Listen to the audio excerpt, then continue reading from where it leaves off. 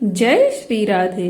कल के कथा प्रसंग में हमने यह जाना कि राजा रहुगण को भरत जी ने क्या उपदेश दिया, और आज के कथा प्रसंग में हम जानेंगे कि रहुगण जी के प्रश्न का भरत जी ने क्या समाधान दिया। राजा रहुगण ने कहा, भगवान, मैं आपको नमस्कार करता हूँ। आपने जगत का उद्धार करने के लिए ही यह देह धारण की है। योगेश्वर, अपने परमानंदमय स्वरूप का अनुभव करके आप इस स्थूल शरीर से उदासीन हो गए हैं तथा एक जड़ ब्राह्मण के भेष से अपने नित्य ज्ञानमय स्वरूप को जन साधारण की दृष्टि से ओझल किए हुए हैं। मैं आपको बार बार नमस्कार करता हूँ। ब्राह्मण, जिस प्रकार ज्वर से पीड़ित रोगी के लिए मीठी औषधि और धूप से तपे हुए पुरुष के लिए शीतल जल अमृत तुल्य होता है, उसी प्रकार मेरे लिए, जिसकी विवेक बुद्धि को देह अभिमान रूप विषैले सर्प ने डस लिया है, आपके वचन अमृतमय औषधि के समान हैं। देव, मैं आपसे अपने संशय की निवृत्ति तो पीछे कराऊंगा। पहले तो इस समय आपने जो अध्यात्म योग में उपदेश दिया है उसी को सरल करके समझाइए। उसे समझने की मुझे बड़ी उत्कंठा है।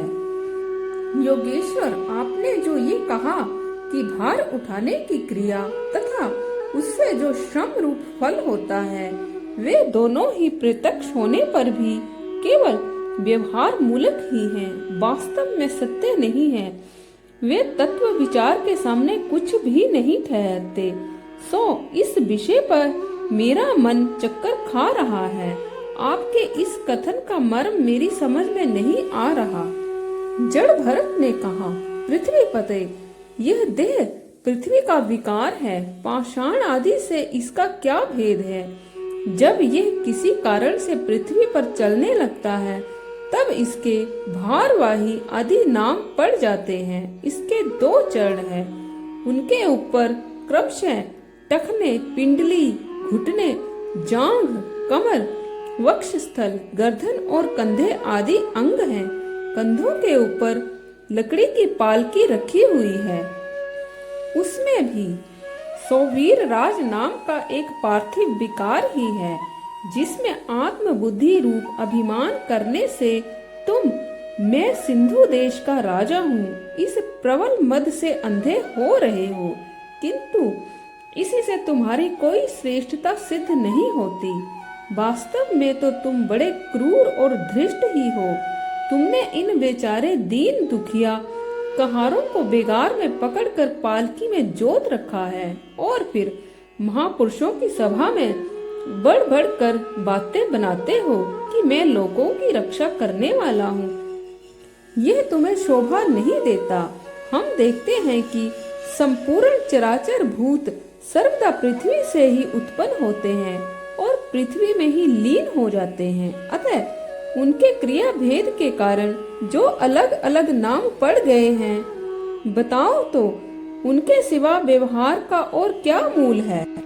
इस प्रकार पृथ्वी शब्द का व्यवहार भी मिथ्या ही है, वास्तविक नहीं है, क्योंकि यह अपने उपादान कारण सूक्ष्म परमाणुओं में ही लीन हो जाती है और जिनके मिलने से पृथ्वी रूप कार्य की सिद्धि होती है, वे परमाणु अविद्यावश मन से ही कल्पना किए हुए हैं। वास्तव में उनकी भी सत्ता नहीं है। इस प्रकार और भी जो कुछ मोटा पतला, छोटा बड़ा, कार्य कारण तथा चेतन और अचेतन आदि गुणों से युक्त द्वैत प्रपंच है, उसे भी द्रव्य स्वभाव, आशय काल और कर्म आदि नामों वाली भगवान की माया का ही कार्य समझो।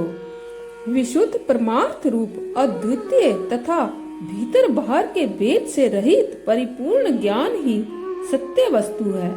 वह सर्वांतरवर्ती और सर्वथा निर्विकार है। उसी का नाम भगवान है और उसी को पंडित जन वासुदेव कहते हैं। रहुगण, महापुरुषों के चरणों की धूलि से अपने को नहलाए बिना केवल तप, यज्ञ आदि वैदिक कर्म, अन्न आदि के दान, अतिथि सेवा, दीन सेवा और गृहस्थ उचित धर्म अनुष्ठान, वेद अध्ययन अथवा जल, अग्नि या सूर्य की उपासना आदि किसी भी साधना से यह परमात्म ज्ञान प्राप्त नहीं हो सकता। इसका कारण ये है कि महापुरुषों के समाज में सदा पवित्र कीर्ति श्री हरि के गुणों की चर्चा होती रहती है, जिससे विषय वार्ता तो पास ही फटकने नहीं पाती। और जब भगवत कथा का नित्य प्रति सेवन किया जाता है, तब वह मोक्ष आकांक्षी पुरुष की शुद्ध बुद्धि को भगवान वासुदेव में लगा देती है। पूर्व जन्म में मैं भरत नाम का एक राजा था। ऐहिक और परलौकिक दोनों प्रकार के विषयों से विरक्त होकर भगवान की आराधना में ही लगा रहता था। तो भी एक मृग में आसक्ति हो जाने से मुझे परमार्थ से भ्रष्ट होकर अगले जन्म में मृग बनना पड़ा। किंतु भगवान श्री कृष्ण की आराधना के प्रभाव से उस मृग योनि में भी मेरे पूर्व जन्म की स्मृति लुप्त नहीं हुई। इसी से अब मैं जन संसर्ग से डरकर सर्वदा असंग भाव से गुप्त रूप से ही विचरता रहता हूँ।